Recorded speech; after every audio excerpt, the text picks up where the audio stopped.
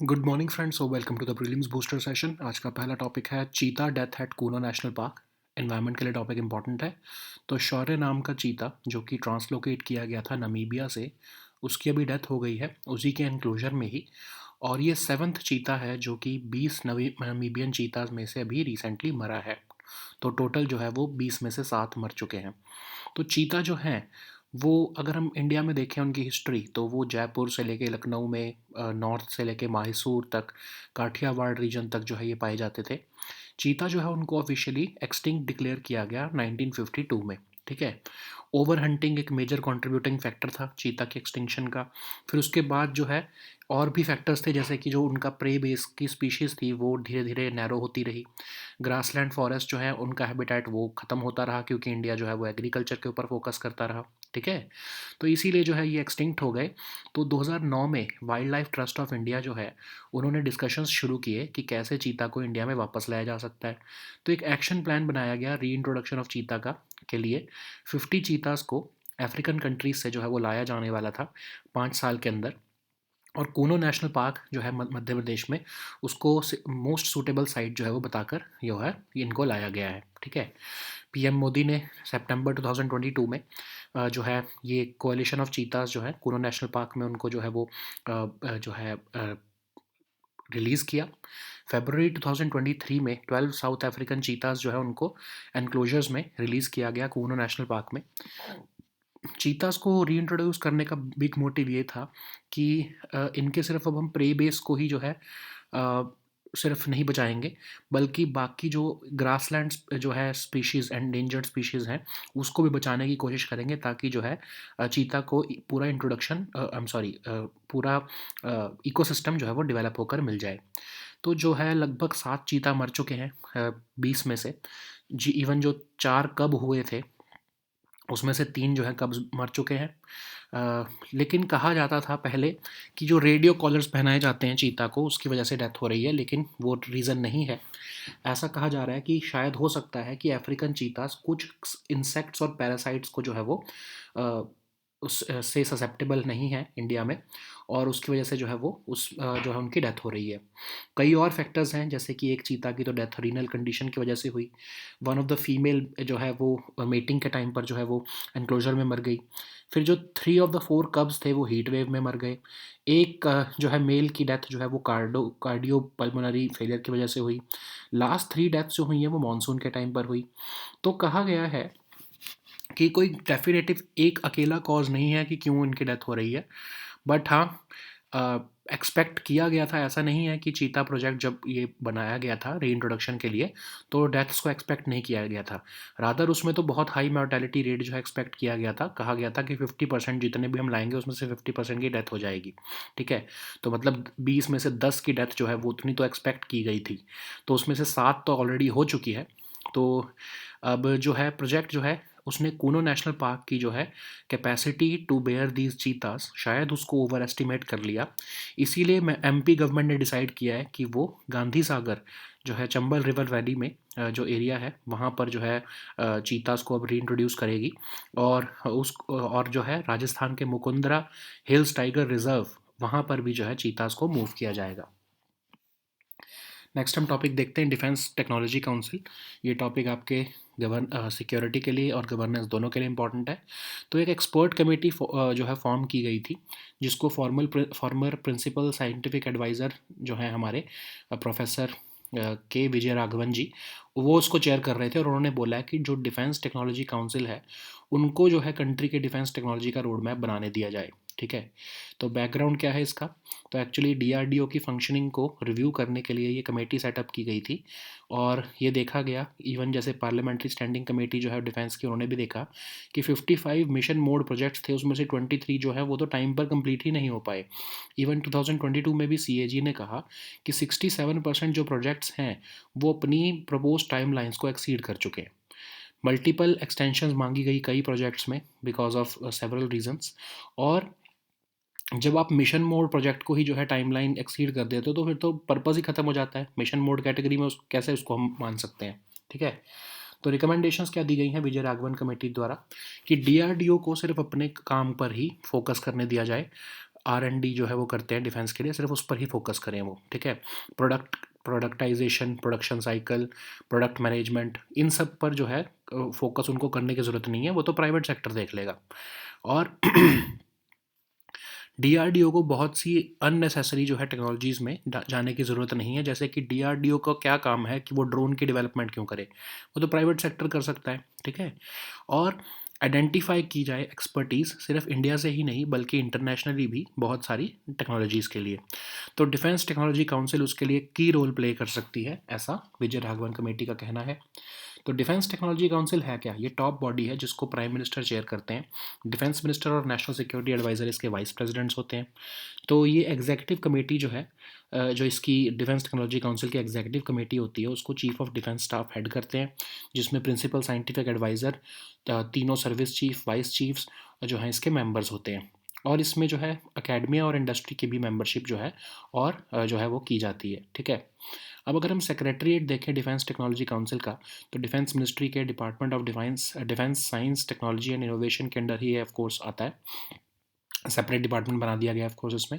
और डिपार्टमेंट जो है वो कहा जा रहा है कि उसको एक टेक्नोक्रेट जो है वो हेड करेंगे। और जो ये डीटीसी का सेक्रेटरीट है, इसमें जो है साइंटिस्ट जो डीआरडीओ के और अकेडमिया के वो भी जो है इसमें पार्टिसिपेट करेंगे, ताकि जो है एक तरह से R&D जो है वो सही से की जा सके, ठीक है। सो नेक्स्ट हम टॉपिक देखते हैं, लाइट एमिटिंग डायोड्स। ये टॉपिक साइंस एंड टेक के लिए इंपॉर्टेंट है। तो एलईडीज़ जो हैं उन्होंने इनकैंडेसेंट बल्ब्स को और फ्लोरेसेंट लैंप्स को जो है बहुत सारे कंट्रीज़ में रादर जो है वो रिप्लेस कर दिया है, और ये एक लाइट सोर्स ऑफ चॉइस बन चुका है। तो एलईडी क्या है? एक इलेक्ट्रॉनिक कंपोनेंट। डायोड बेसिकली क्या होता है? एक इलेक्ट्रॉनिक कंपोनेंट जिसके 2 पॉइंट्स ऑफ कॉन्टैक्ट्स होते हैं या टर्मिनल्स होते हैं, जिनको हम एनोड और कैथोड बोलते हैं। डायोड का बेसिक जो है रोल ये होता है कि वो करंट को सिर्फ एक ही डायरेक्शन में फ़्लो होने दे। तो एलईडी जो है वो एक सेमीकंडक्टर डिवाइस होता है जो लाइट एमिट करता है जब इलेक्ट्रिक करंट उसके थ्रू फ्लो होता है। तो ये जो है तीनों प्राइमरी कलर्स, रेड, ग्रीन और ब्लू, तीनों को ही प्रोड्यूस करता है। डिफरेंट एलईडीज़ जो है उनको कंबाइन करके लार्ज वैरायटी ऑफ कलर्स भी प्रोड्यूस किए जा सकते हैं। तो एडवांटेजेस क्या हैं एलईडी के? बहुत कम इलेक्ट्रिसिटी यूज़ करता है, 75 to 80% लेस जो है एनर्जी जो है ये कंज्यूम करता है। बहुत कम एनर्जी यूज़ करता है ये as compare to traditional bulbs. और ड्यूरेबिलिटी भी ज़्यादा है, बहुत ये रेजिस्टेंट रहता है शॉक्स को, वाइब्रेशंस को या टेम्परेचर फ्लक्चुएशंस को। और इंस्टेंट इल्यूमिनेशन देता है, मतलब इसको कुछ वार्म अप पीरियड नहीं होता है एज़ कम्पेयर टू जो नॉर्मल बल्ब्स होते हैं आपके। और बहुत ही कम जो है ये हीट भी जनरेट करता है। और एलईडीज़ का जो है इन्वायरमेंटल इम्पैक्ट भी बहुत कम होता है, ठीक है। तो अगर हम एप्लीकेशंस देखें इसकी, तो consumer electronics, house hold appliances, smartphones, TV screen, सब में ही जो आपको पता है आजकल तो एलईडी स्क्रीन्स आ रही हैं, है ना। एलईडी का बहुत इस्तेमाल किया जा रहा है, ओके। नेक्स्ट हम टॉपिक देखते हैं, पक्के पागा hornbill festival. Art and culture के लिए टॉपिक इंपॉर्टेंट है और इन्वायरमेंट के लिए भी इंपॉर्टेंट है। तो 9th एडिशन ऑफ पक्के पागा हॉर्नबिल फेस्टिवल जो है वो आज से लेकर 20 जनवरी तक जो है वो सिजोसा, अरुणाचल प्रदेश के पक्के केसांग डिस्ट्रिक्ट में जो है ये मनाया जाएगा। तो पक्के पागा हॉर्नबिल फेस्टिवल 2015 में पहली बार मनाया गया था, ये रिकग्नाइज करने के लिए कि नीशी ट्राइबल ग्रुप जो है वो कैसे हॉर्नबिल को पक्के टाइगर रिजर्व में कंजर्व कर रहे हैं, ठीक है। इस साल का थीम है लेट आर हॉर्नबिल्स रिमेन, और इसको ऑफ कोर्स न्यूशी लैंग्वेज में जो है वो थीम को बनाया जाएगा। और इन बर्ड्स को प्रिजर्व करने के लिए ये थीम रखा गया है। तो पक्के टाइगर रिजर्व जो है east Kameng district of Arunachal Pradesh में लोकेटेड है। यहाँ पर हाई स्पीशीज़ डाइवर्सिटी देखने को मिलेगी आपको। ट्रांजिशन जोन है ये इंडियन और मलायन इको रीजन्स का। और ये नॉर्थ ऑफ रिवर ब्रह्मपुत्रा में जो है सिचुएटेड है। तो बेसिकली ट्रांजिशन जोन है असम प्लेन्स और हिली फॉरेस्ट ऑफ अरुणाचल प्रदेश का, ठीक है। नेक्स्ट हम टॉपिक देखते हैं, ई साक्षी एप्लीकेशन। गवर्नेंस के लिए टॉपिक इंपॉर्टेंट है। तो रिसेंटली मिनिस्टर ऑफ स्टेट जो है ministry of statistics and programme implementation के, उन्होंने MP LADS e Sakshi mobile application launch की है, जो कि रिवाइज्ड फंड फ्लो प्रोसीजर देगी अंडर MP लैड स्कीम।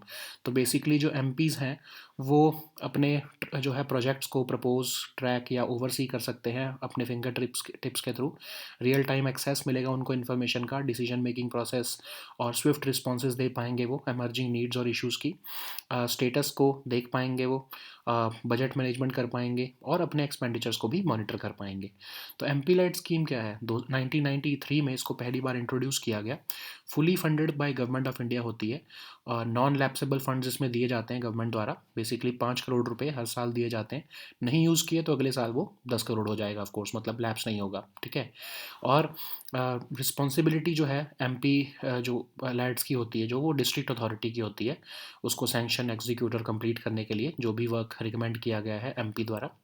तो लोकसभा मेंबर्स जो हैं वो अपनी कॉन्स्टिट्यूंसी में ऑफ कोर्स प्रोजेक्ट्स लगाते हैं। जो राज्यसभा के इलेक्टेड मेंबर्स हैं वो अपनी स्टेट में लगा सकते हैं प्रोजेक्ट्स। नॉमिनेटेड मेंबर्स जो हैं वो कहीं पर भी कोई प्रोजेक्ट लगा सकते हैं इस पैसे के थ्रू, ठीक है। नेक्स्ट हम टॉपिक देखते हैं, येन डिनोमिनेटेड ग्रीन बॉन्ड। इकोनॉमी और इन्वायरमेंट दोनों के लिए इंपॉर्टेंट है। तो आर ई सी लिमिटेड एक महारत्ना कंपनी जो कि मिनिस्ट्री ऑफ पावर के अंडर आती है, वो जैपनीज़ येन बिलियन 6.61.1 बिलियन ग्रीन बॉन्ड्स उन्होंने इशू किए हैं। और पहली बार ऐसा हुआ है कि इंडियन पीएसयू ने येन ग्रीन बॉन्ड्स इशू किए हैं। लार्जेस्ट एवर यूरो येन इशुएंस है ये साउथ और साउथ ईस्ट एशिया की। लार्जेस्ट येन डिनोमिनेटेड इशुएंस है इंडिया से। और लार्जेस्ट नॉन सोवरन येन डिनोमिनेटेड इशुएंस है साउथ और साउथ ईस्ट एशिया की, ठीक है। इनको BAA3 रेटिंग मिली है मूडी की, और फिच की BBB- और BBB+ JCR की रेटिंग मिली है। Global securities market of international exchange India international exchange India NX में जो है लिस्ट होंगे। और NSC IFSC गिफ्ट सिटी में भी ये लिस्ट होंगे, ठीक है। तो REC लिमिटेड क्या है? सेंट्रल पब्लिक सेक्टर यूनिट है मिनिस्ट्री ऑफ पावर के अंडर। इनको नॉन बैंकिंग फाइनेंस कंपनी का भी स्टेटस मिला हुआ है, ठीक है। नेक्स्ट हम टॉपिक देखते हैं, पनामा कनाल। इंटरनेशनल रिलेशंस के लिए टॉपिक इंपॉर्टेंट है। साइंटिस्ट ने रिसेंटली एक लॉस्ट फॉरेस्ट जो है वो डिस्कवर किया है पनामा कनाल के पास। पनामा कनाल क्या है? एक आर्टिफिशियल वाटरवे जो अटलांटिक ओशन और पैसिफिक ओशन को जोड़ती है। ये कनाल जो है इस्थमस ऑफ पनामा को काट कर बनाई गई है। और नॉर्थ और साउथ अमेरिका को जो ये इस्थमस जोड़ता है पनामा का, उसको काट कर बनाई गई है। लगभग 80 किलोमीटर लंबी है ये। और सीरीज़ ऑफ लॉक्स यहाँ पर लगाए गए हैं ताकि पैसेज ऑफ शिप्स जो है फैसिलिटेट किए जा सके। फ्रांस ने इसको सबसे पहली बार 1881 में बनाना शुरू किया, लेकिन उस टाइम पर फाइनेंशियल ट्रबल्स की वजह से इसको नहीं बना पाए। यूएस ने इस प्रोजेक्ट को 1904 में शुरू किया, और ये कनाल 1914 में शुरू हो गई। इसको जो है वाटरवे की तरह मैनेज किया जा रहा था अंटिल 1999, जब पनामा ने इसको, इसके ऑपरेशन को, एडमिनिस्ट्रेशन को और मेंटेनेंस को जो है वो ले लिया, ओके। नेक्स्ट हम टॉपिक देखते हैं, पिनाका वेपन सिस्टम। सिक्योरिटी के लिए टॉपिक इंपॉर्टेंट है। तो डिफेंस ऑफिशियल्स के मुताबिक 2 साउथ अमेरिकन कंट्रीज़ जो है उन्होंने अपना इंटरेस्ट दिखाया है Pinaka multi barrel rocket launchers में। तो पिनाका क्या है? Multi barrel rocket launcher system, जिसको DRDO ने ही जो है डिज़ाइन किया है। पहली बार इसको कारगिल वॉर में यूज़ किया गया था, जब जहाँ पर पाकिस्तान आर्मी के अगेंस्ट जो है इसने सक्सेसफुली जो है वो अपना काम दिखाया था। तो लीथल और रिस्पॉन्सिव फायर के लिए ये ऑफ कोर्स फेमस है। इसकी रेंज 60 to 675 किलोमीटर्स होती है। और इसको टाटा ट्रक के ऊपर जो है वो माउंट किया जाता है मोबिलिटी के लिए, ओके। नेक्स्ट हम टॉपिक देखते हैं, कोलम ट्राइब्स। ये टॉपिक आपके सोशल इश्यूज़ के लिए इंपॉर्टेंट है। सेंट्रल गवर्नमेंट जो है वो बेसिक फैसिलिटीज़ जो है वो कोलाम ट्राइब को, एंडेंजर्ड कोलाम ट्राइब को जो है वो देने वाली है अंडर PM जनमान स्कीम, जिसमें कि हेल्थ और एजुकेशन पर फोकस रहेगा। कोलाम ट्राइब्स जो हैं वो major portion of Madhya Pradesh को जो है ऑक्यूपाई करती हैं। मेन कंसंट्रेशन इन ट्राइब्स का माउंटेनियस और प्लेन्स में है, रीजन्स में है। इनको शेड्यूल ट्राइब का स्टेटस मिला है मध्य प्रदेश में, लेकिन कुछ पार्ट्स ऑफ महाराष्ट्र और आंध्र प्रदेश में इनको पर्टिकुलरली वल्नरेबल ट्राइबल ग्रुप का स्टेटस भी मिला हुआ है। अराउंड 12th सेंचुरी ये एक तरह से प्रीस्ट का काम करते थे गोंड के लिए। अब ये क्योंकि गोंड एरियाज़ के पास रहते हैं, तो इन्होंने मोस्टली गोंड लाइफस्टाइल अडॉप्ट कर लिया है। मैरिजेज इनके सेम क्लैन में जो है परमिसिबल नहीं होती है, और ये अपने क्लैन का ही नाम यूज़ करते हैं एज सरनेम, ठीक है। इनकी सोसाइटी पैट्रिलिनियल है, और फार्मर्स और फॉरेस्ट वर्कर्स मेनली होते हैं। द्रविडियन लैंग्वेज ये बोलते हैं, जिसको कोलामी कहते हैं। और राइटिंग पर्पस के लिए जो ये देवनागरी स्क्रिप्ट का इस्तेमाल करते हैं, okay. So now let us see all these topics in English. So the first topic is cheetah death at Kuno National Park. This topic is important for your environment section. So Shaurya cheetah which was translocated from Namibia, has passed away recently at Kuno National Park. So this cheetah was part of the male coalition and he died inside its enclosure only. So Shaurya is the seventh one to die among the 20 Namibian cheetahs since a coalition of cheetahs were first released into the park in September 2022. So if we look at the history of cheetahs in India, then the cheetah population used to be fairly widespread. It was found even in Jaipur and Lucknow areas in the north to Mysore in the south, and from Kathiawar in the west to Deoghar in the east. So cheetahs were officially declared extinct by the Indian government in 1952. So how did cheetahs go extinct in India? So overhunting was the major contributing factor for the cheetahs extinction, and apart from that, their narrow prey base species also declined, and the grassland forest habitat also declined because India started emphasizing on agriculture. Okay, so that's why in 2009 discussions began at the initiative of Wildlife Trust of India for bringing 50 cheetahs from African countries to various national parks in India over 5 years. So Kuno National Park in Madhya Pradesh was identified as the most suitable site for the cheetah reintroduction. So that's why in 2022 a coalition of cheetahs were introduced in Kuno National Park, and by February 2023, in February 2023, 12 South African cheetahs were also released into enclosures inside Kuno National Park. So, of course, this time it was identified that it is not just important to save their prey base but also other endangered species of grasslands, so as to provide the ecosystem for cheetahs to thrive. So, 7 out of the 20 cheetahs have died so far. Even the 3 of the 4 cubs have died, and the remaining only cub is being hand reared, because the mother has rejected it.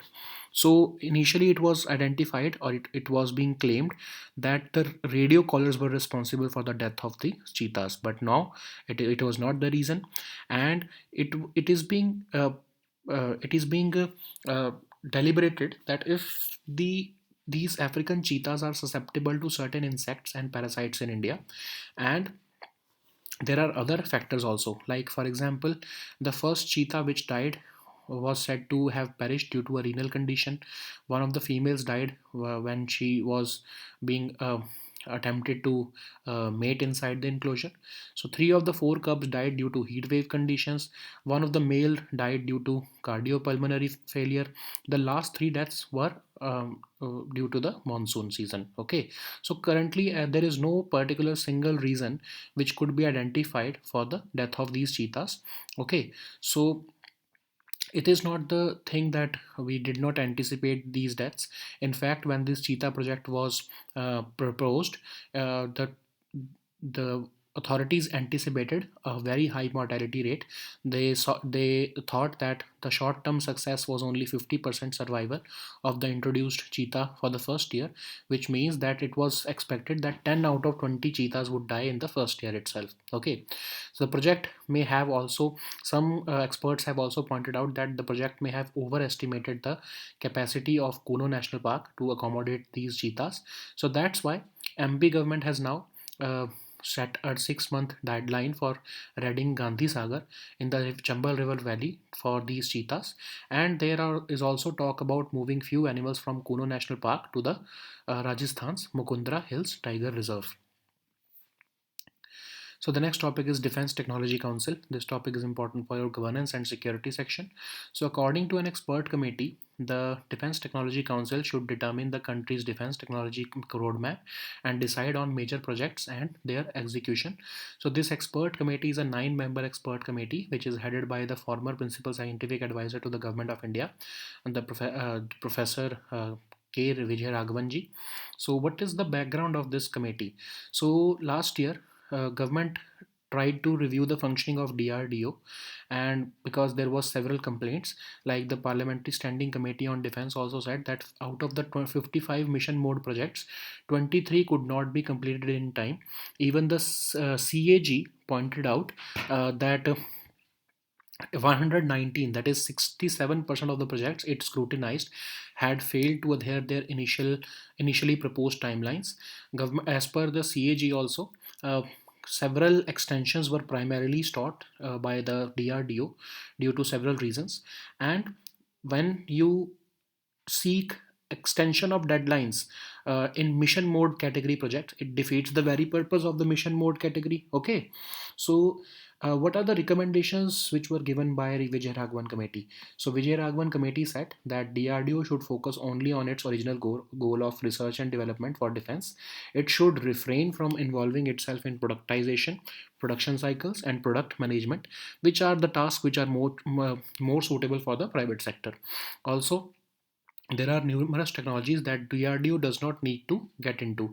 For example, why DRDO needs to get into drone development, which can be done easily by the private sector. Similarly, there is a necessity to identify expertise both within India and abroad for various technologies. So that's why Defense Technology Council would play a pivotal role in identifying the right players for specific defense technologies. So what is this Defense Technology Council? This is a top body um, which will be chaired by the Prime Minister, and Defense Minister and National Security Advisor as the vice presidents. So it is proposed to have an executive committee also, which will be chaired by the Chief of Defense Staff, the Principal Scientific Advisor, along with three service chiefs and three vice chiefs will also be its members. And it will also include representation from academia and industry with two members from each sector. Okay, so where will be the Secretariat of Defense Technology Council? The panel has suggested that a separate department under the Defense Ministry, that is the Department of Defense Science, Technology and Innovation, can be created, and this will be headed by a technocrat. Okay, so as to promote defense research and development, it will serve as the Secretariat for the Defense Technology Council, and the this department shall also draw scientists from DRDO and other academia. Okay, so the next topic is light emitting diodes. This topic is important for your science and tech section. So light emitting diode has successfully replaced the incandescent bulbs and fluorescent lamps which have been in service since the last few centuries. So light emitting diodes, if we look at it, then diode is an electronic component which connects two points, or called terminals, anode and cathode. A diode's primary purpose is to allow current to flow only in one direction. Okay, but an LED is a semiconductor device which emits light when electric current flows through it. So it can produce all three primary colors: red, green, and blue. What are the advantages of LED? So it requires far less electricity, generally 75 to 80% less energy than traditional bulbs. These LED are highly durable, and they are resistant to shocks, vibrations, and temperature fluctuations. And they provide instant illumination. They also generate very little heat, and that's why they have significantly lower environmental impact also.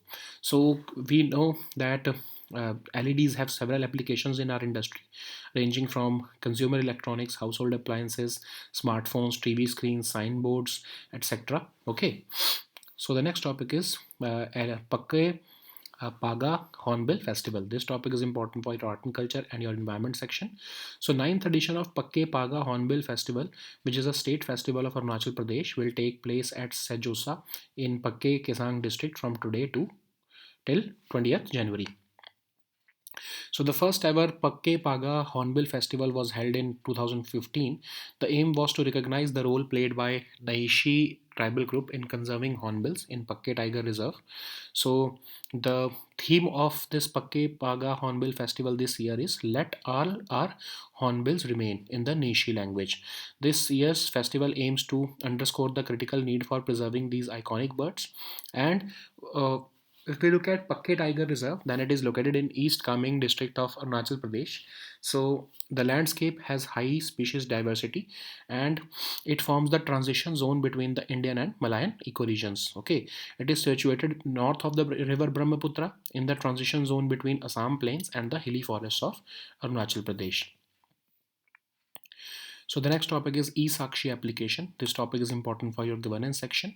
So recently, Minister of State for the Ministry of Statistics and Program Implementation has launched this MP-LADS e-Sakshi mobile application, which was launched for revised fund flow procedure under MP-LAD scheme.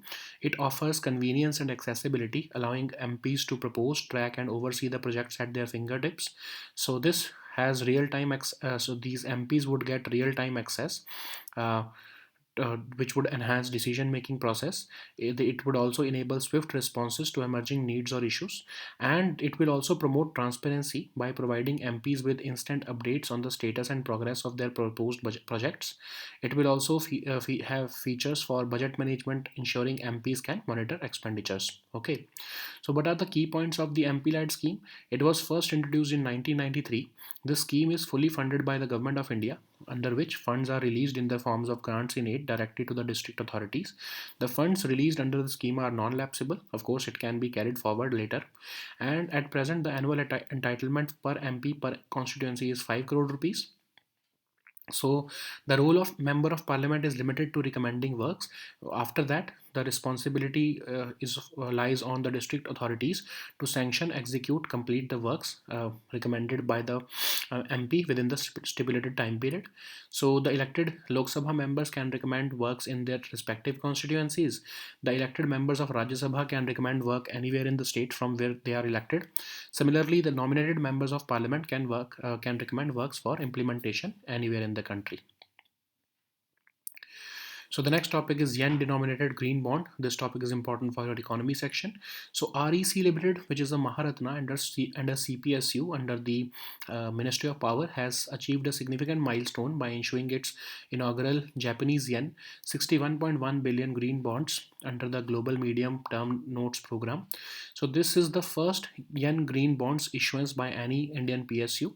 It is also the largest ever euro yen issuance in South and Southeast Asia, also the largest yen denominated issuance from India, and the largest non-sovereign yen denominated issuance from ever from South and Southeast Asia. So these bonds have been rated BAA3, BBBB minus, BBBB plus by Moody's, Fitch, and JCR ratings, and they will be listed exclusively on Global Securities Market of India International Exchange and NSE IFC at GIFT City, Gandhinagar, Gujarat. If we look at REC Limited, then it's a central public sector undertaking under the Ministry of Power, which is involved in financing projects in the complete power sector value chain from generation to distribution. It is registered with RBI as an NBFC. Okay. So the next topic is Panama Canal. This topic is important for your international relations. So scientists have recently stumbled over a lost forest in Panama Canal dating back around 22 million years ago. So Panama Canal is an artificial waterway which connects Atlantic Ocean with the Pacific Ocean. This canal cuts across the Isthmus of Panama, and it is this isthmus joins North and South America. It is approximately 80 kilometers long. So this canal has series of locks which raise and lower the water level to facilitate the passage of ships through the continental divide. France began working on this on this canal in 1881, but due to financial troubles, the initiative failed. The US took over the project in 1904 and completed it in 1914, and managed this waterway until 1999, when Panama took over the full operation, administration, and maintenance of this canal. So the next topic is Pinaka weapon system. This topic is important for your security section. So according to defense officials, two South American countries have shown interest in the Pinaka multi-barrel rocket launchers, which is designed by the Armament Research and Development Establishment, which is a laboratory of DRDO. It was first used during the Kargil War, where it successfully neutralized Pakistan army positions on the mountain tops. It has delivered lethal and responsive fire. It rather delivers lethal and responsive fire against a variety of area targets, and it has a range of about 60 to 75 kilometers. This system is mounted on a Tatra truck for mobility. So the next topic is Kolam tribes. This topic is important for your social issues. So central government will extend basic facilities to the endangered Kolam tribes under the PM Janman scheme with a focus on health and education. So Kolam tribes are also known as the Kolamboli, Kulme and Kolmi tribes. They occupy a major portion of Madhya Pradesh.